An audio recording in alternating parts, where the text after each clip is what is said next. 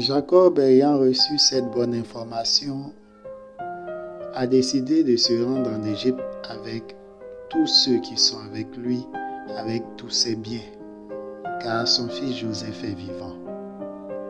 Alors il se prépare, il prend tout ce dont il a besoin et il n'oublie rien.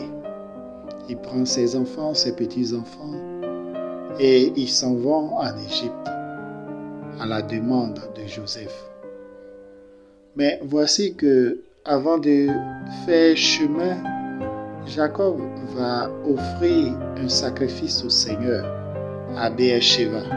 Beersheba, c'est le lieu où Agar et son fils Ismaël se sont retrouvés lorsque Abraham les avait chassés, le lieu où elle a découvert le puits. Donc en ce lieu, lorsqu'il fait le sacrifice au Seigneur, lorsqu'il offre ce sacrifice au Seigneur, le Seigneur lui réitère une parole qu'il avait déjà annoncée à Abraham. Ne crains pas de descendre en Égypte, je descendrai avec toi, je serai avec toi, et c'est moi qui vous ferai sortir d'Égypte. C'est moi qui ferai sortir ta descendance d'Égypte. Là-bas, ton fils Joseph te fermera les yeux. Par ces paroles, le Seigneur est en train de dire à Jacob qu'il n'y aura pas de problème en Égypte, que Jacob va mourir en Égypte dans les bras de Joseph et que c'est lui le Seigneur qui fera revenir la descendance de Jacob sur la terre promise. C'est une parole que le Seigneur avait annoncée déjà à Abraham lorsqu'il lui a dit « Ta descendance résidera dans un pays qu'elle ne possédera pas. Elle y sera maltraitée pendant 400 ans. » Oui, voici que la promesse du Seigneur est en train de s'accomplir par ce mouvement de Jacob et de toute sa descendance précédée par Joseph, qui est premier ministre en Égypte. Jacob donc est parti avec 66 personnes. De l'autre côté, Joseph a déjà eu 2 fils, Manassé et Éphraïm. Lorsqu'ils arrivent en ce lieu, Jacob et Joseph se voient et ils sont tellement heureux qu'ils se font des accolades. Ce sont les retrouvailles. Il décide alors d'installer toute sa famille à Goshen. Mais avant, il va prévenir le pharaon et sa maison en prenant le soin de leur préciser que ce sont des éleveurs.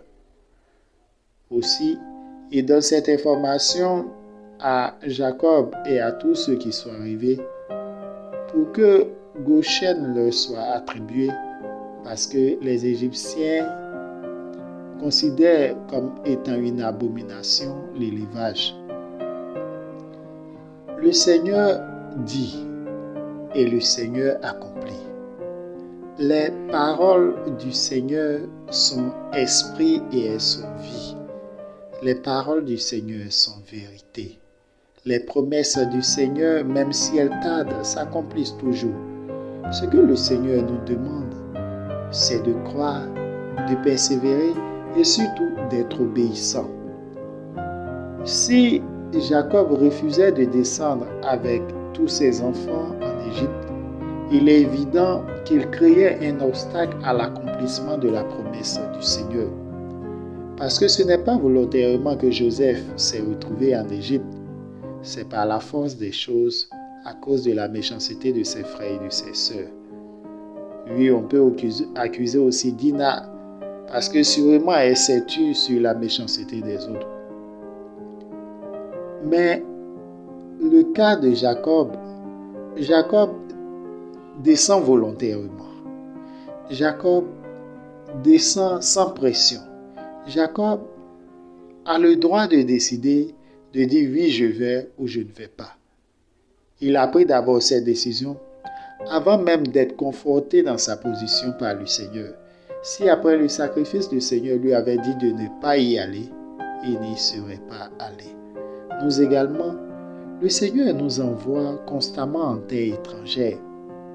Comme Abraham a été envoyé depuis Aram jusqu'à Canaan, comme Jacob a été envoyé depuis Canaan jusqu'en Égypte, nous aussi.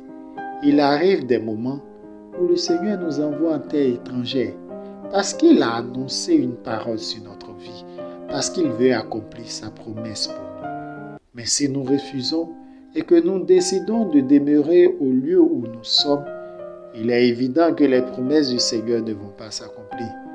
Car quand le Seigneur dit, il y a des conditions à remplir pour que cette parole-là s'accomplisse pour nous. Pour cela, soyons obéissants dans tout ce que nous faisons. Recherchons toujours à faire la volonté du Seigneur et que sa main nous guide au nom de Jésus.